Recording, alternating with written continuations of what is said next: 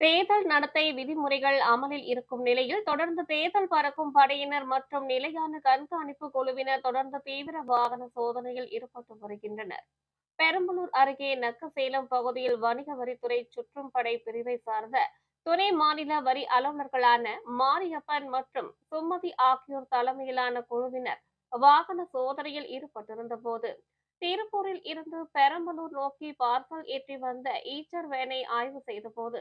அந்த வேனில் பெரம்பலூர் மாவட்டத்தில் நிறுவனம் ஒன்றிற்கு உரிய ஆவணங்கள் இன்றி கொண்டு வரப்பட்ட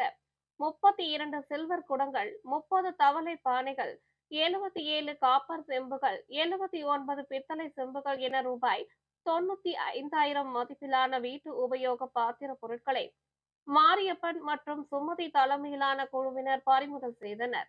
பறிமுதல் செய்யப்பட்ட பொருட்களை வேறொரு வாகனம் மூலம் கொண்டு வந்த தேர்தல் பறக்கும் படையினர் பெரம்பலூர் வருவாய் கோட்டாட்சியர் அனிதாவிடம் ஒப்படைத்தனர்.